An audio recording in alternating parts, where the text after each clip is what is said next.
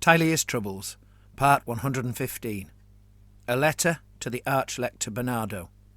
To His Holiness Bernado Ugolini, most highly favoured of Morr, from your faithful servant, Brother Migliore, upon the 2nd day of summer, 2404.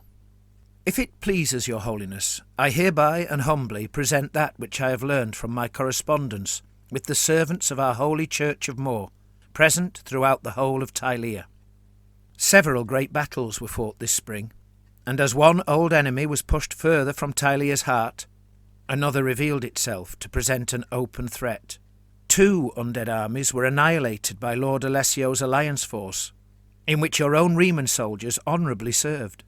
But even as these great victories were obtained, a swarm of uomini ratto emerged in the east to capture Ravola, driving out the Bretonian Brabançon mercenaries who had only recently taken possession of the walled city from the last of Rhasgabaldagut's ogres. What few Brabançons survived, led by the wizard Perret, escaped to find refuge in the forests, there meeting with the outlawed Arrabbiati Brotherhood, before making their way south to the city of Campagrotta. It is possible the Arrabbiati Brotherhood of Shadows grew in strength during the time of Rhasgabaldagut's rule, as those who fled slavery joined them to strike at the ogre tyrant's forces, wheresoever and whensoever they could. I can report that they have among them at least one Morrite priest, Father Tossio, and perhaps several more. Once the brutes departed Tilea, it seems the Arrabbiati intended to contribute to the war against the vampires, but now the rat men present a more immediate threat to their traditional home. The people of Campagrotta have joked that the Arrabbiati would accept with open arms all those lords they once called tyrants, if such saw the end of rats, brutes, and walking corpses. Campagrotta's ruler, the condottiere General Masolini, was awarded governorship of the city realm by the dwarf King Jaldiog as part payment for his service in the war against the ogres. The general had already dispatched relief north to Ravola, after receiving a report that the ogres had returned to lay siege there. That force soon learned that the threat was from rat-men, not ogres, and that Ravola had already fallen. They then travelled back to the city with the wizard Perret and the surviving Brabançon to report on the situation. Masolini has apparently failed to send out another, larger force as yet. It may well be that he is awaiting advice or assistance from his patron, King Jaldiog of the Mountain Realm, or perhaps he is instead simply preparing for the defence of Campagrotta in the struggle ahead. The general has, however, published and sent the following missive to all Tilea's rulers and governors, including His Holiness the Arch-Lector Bernado Ugolini and Lord Silvano, Regent of Pavona. A warning, freely given to the lawful powers of Tilea, concerning a new threat in the north. I, General Bruno Masolini, Commander of the Compagnia del Sole and Governor of the city realm of Campagrotta, do hereby advertise to all those with ears to hear that once again the wretched uomini ratto have poured forth in strength from their vile subterranean lairs to taint the land of Tilea. Having already seized the realm of Ravola, they doubtless intend to swarm further south. Reports of their forces have also come from the vicinity of Trantio, where they were sighted by Lord Alessio Portamaggiore's soldiers, despite a complete lack of reports from the lands between Ravola and Trantio. From this, 2 inferences can be made. First, that the uomini ratto have assuredly seized and befouled more than Ravola alone. Second, that they have tunnelled under a significant stretch of the realm. These undeniable facts mean that every Tilean state must ensure its preparedness for the oncoming fight, and join in alliance to bolster the strength of arms that can be brought to bear. Tilea, Estalia, and the border princes have suffered greatly at the hands of rat-men throughout history, sometimes caught by surprise due to the adversary's cunning ways. Today we have been warned, and they have shown their hand, and so we can act promptly and assuredly. But forewarned is only forearmed if each and every state responds appropriately, making all required efforts, spending the necessary gold, and mustering sufficient forces. A forewarning ignored forespells doom. No engines were used in the assault on Ravola, instead arriving only after the city was taken. Whether their tardiness was deliberate, or the result of some delay, we know not, but any general would surely consider an assault against a city whilst lacking war machines a foolhardy exercise. Their noxious catapults and incinerating cannons are only too well known from the occasions they have been used in history. Furthermore, the Arrabbiati scouts and others have reported that the Uomini Ratto have in their possession a poison that can taint large swathes of land, and indeed has already done so, despite not yet being deployed in battle. This is something new, housed in some kind of engine, able to kill every living thing close to it. Something so destructive that it bleeds poison merely by its passage. Its true nature can only be guessed at, but every blade of grass, every tiny crawling creature upon the ground over which it passed, withers and dies. Those scouts, who spent only a short time at the site of its passage, have sickened and remain in perilous health, all of which suggests that great ruin and terror might result should this weapon's true potential be unleashed. Even now my own brave scouts are attempting to discover the engine's true nature. I have ordered my soldiers to do all they can to prepare for the battle ahead. But if Ravola, defended by a not inconsiderable garrison, failed against what seems to have been nothing more than an advance force of their main strength, then all should know that any one state alone is unlikely to withstand this enemy. If you do not wish to see Campagrotta fall, so allowing the enemy to take a step closer to your own realms, and to be made bolder by their victory, then I would advise you act decisively and swiftly, sending what relief you can to assist mine own forces in thwarting this threat. The brute ogres have ravaged city after city, and the vampires have bitten deep. We cannot allow a final fatal blow to be delivered by this verminous foe. There remains in Tilea strength sufficient to the task in hand, and now is not the time to let it lie idle, nor to squander it for want of trust and cooperation among us. May all the gods pour their blessings upon us, their dutiful servants, and may brave Myrmidia inspire sound strategy in our commanders, and true courage among our soldiers. Thus ends the general's letter. As I have already alluded to, in the northwest, Lord Alessio Falcone's alliance army fought two great battles, first defeating the vampire duchess at the second battle of Pontramola, then driving out the last of the undead forces from the city of Urbino. Not only were the undead armies annihilated, but the vampire duchess herself and nearly all her lieutenants were finally, truly killed. Determined to see his grim task through to its conclusion, despite the threat to his own realm presented by the Sartosan pirates raiding the peninsula's southern coasts, Lord Alessio's forces are even now probing the border of the nightmarish realm of Miragliano. In his first victory, Portomajoran and Riemann soldiers captured the Carroccio, looted by the vampire's servants from the Arch-Lector Callictus II's defeated army. Lord Alessio has ordered that this be resanctified to Holy Morr, so that it can be used to help in the cleansing necessary in the rotten realm of Miragliano. It will be a sign that the curse of undeath is not indissoluble. Priests from Campagrotta have travelled west to assist Father Bendali in this task. Lord Alessio's efforts are to be further assisted by the somewhat late arrival of the army of the VMC to join his alliance force, or, more accurately, by the arrival of half of the VMC's marching army. The VMC general, Jan Valkenburg, shortly after being entertained in Remas by you yourself, and having received the gift of the greatest piece of artillery in Remas, learned of the depredations of the Sartosan pirates in his realm of Alcente, including the razing of his town of Mintopua. So it was that he decided to return post-haste with half his army to the relief of his beleaguered realm, while the Myrmidian priestess, Lucia la Fanciulla, led the remainder of his forces northwards to rendezvous as promised with Lord Alessio and assist in the war against the vampires.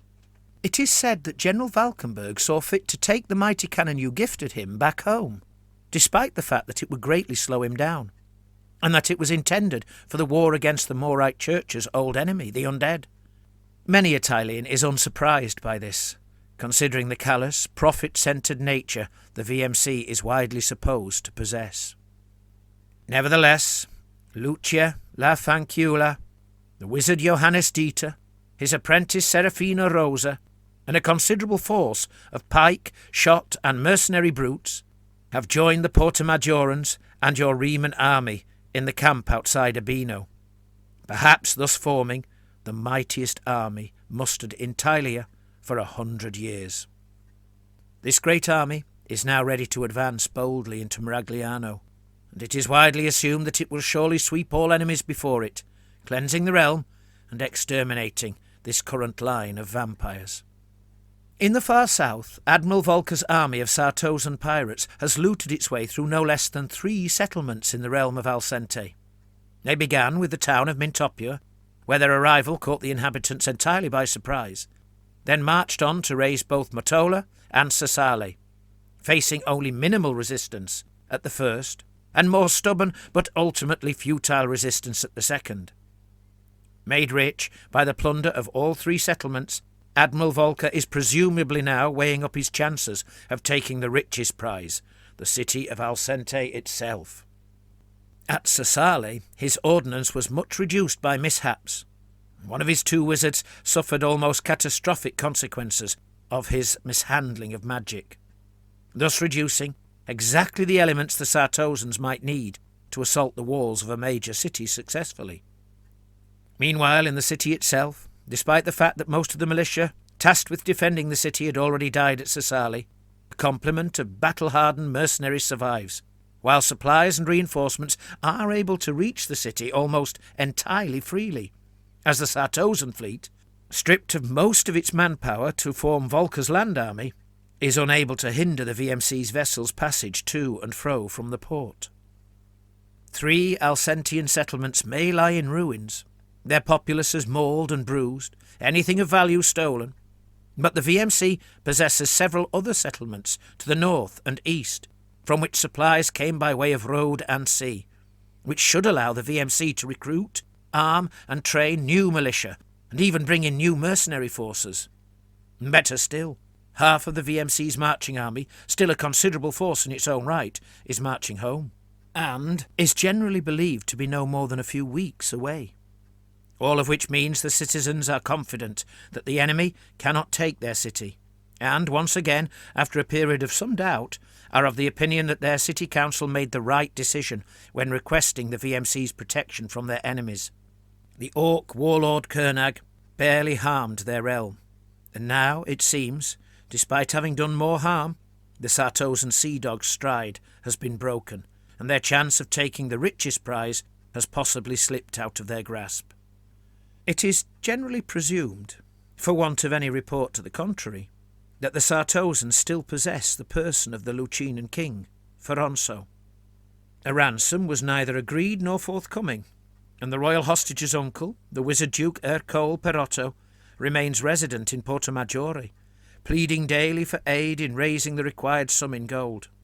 The Duke's requests have fallen on worse than deaf ears, but rather no ears at all, as Lord Alessio is campaigning far to the north against the vampires.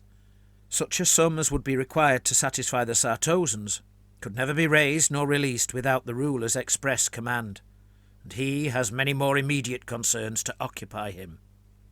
General Marsilio da Fermo, once commander of Lucini's army, has returned to Lucini to take charge of the healing of the grievous wounds inflicted by the pirates. Very little of value escaped their avarice, from precious gems and metals to livestock, but crops remain in the fields, and vines still have grapes to harvest, for the Sartosans' goal was theft, not wanton destruction. They took anything of value which could be carried, and consumed or stole all the meat and drink they could find, but grain and grape remain, and enough people to harvest it. Meanwhile, the realm of Pavona continues its own recovery from its mauling by Boldegut's grand chevauchée. Much of the city-state lays in ruins, but the town of Scarsese has become an almost thriving market, and promises the chance yet again for Duke Guidobaldo to raise tax revenues from his subjects, a very necessary source of income, now that no banking house will loan him even a copper token. His own much diminished army remains intact and retains a corps of fanatical, veteran soldiers of several campaigns, from which he could, possibly, given time, begin to rebuild the sort of army he once commanded. This reassures the people of Pavona and worries the neighbouring realms in equal measure. As a consequence, there has been much activity in the neighbouring realm of Varezzo, where Barone Jacopo, Lord of Poliena and now the realm's Capitano del Popolo, is raising new forces to counter any future threat from Pavona. The Barone served in the allied army at the valley of Noroccia, then later rushed home to Varezzo when he heard of the death of his beloved lord Lucia. Duke Guidobaldo was never punished for his most treacherous murder of Lord Lucia of Varezzo, nor his subsequent attempt to have either the Porta Majorans or the army of the VMC blamed for the crime. The VMC general, Valkenburg, did not see his retaliatory siege of Pavona through to completion, and although once mighty Pavona has been much battered by Boldegut's brutes, and its recovery subsequently slowed by the short-lived siege of the army of the VMC, it seems that Guidobaldo still rules with an iron grip. The Barone has warned all his neighbours that if Guidobaldo was willing to attack Astiano and Trantio when his realm was prosperous and powerful, out of a simple greed for more power, then, now that his realm has been much diminished and he has become desperate and friendless, he is hardly likely to be less dangerous. The Duke of Pavona was always a proud man. His own subjects were taught to call him Morr's chosen prince. Now that he has been humiliated by the forced apology he had to make in order to convince the VMC to leave, he could become an even greater danger. He attacked and looted Varezzo out of mere lust for gold, and was willing to have others blamed for his evil actions. Having failed in that, and suffered further as a consequence, his want has only increased. What terrible, faithless deeds is he willing to contemplate now? So it is that a new regiment of pike has been formed to bolster Varezzo's forces, or, more accurately, half-pike, for it is halflings who carry them. They drill almost daily, under Jacopo's watchful eye, while the entire realm is kept in perpetual readiness should the Pavonans raid again. While the populace of the realm of Varezzo busy themselves with waiting, there is one Varezan who is most keen to exact vengeance on Duke Guidobaldo more immediately, the famous Petty Rosso, Roberto Capuccio. It is widely reported that this brigand-turned-captain-turned-outlaw has pleaded with Jacopo to attack the Pavonans immediately, while they are weak and before the righteous anger at their crimes diminishes, although Capuccio claims it can never fade for him. The Capitano del Popolo, however, refuses to launch a hasty attack, instead busying himself with ensuring Varezzo's defences, whilst raising and drilling an army able to face the Pavonans in the field of battle head-on, which leaves the Petty Rosso and his dwindling band of outlaws fighting their own petty war of ambushes and assassinations, picking off Pavonans, firing farms, and stealing supplies.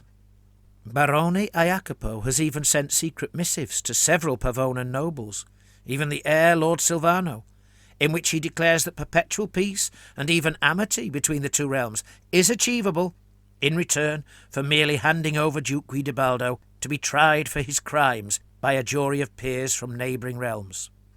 So far, every missive has been ignored.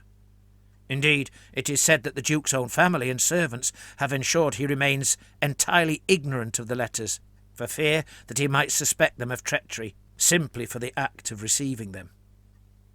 So it is, in the very heart of Tilea, while vampires and rat-men threaten the north, and Sartosans ravage the south, two once noble realms are wholly lost in mutual hatred, their long-lived animosity now locked into a desperate squabble over the death of one nobleman.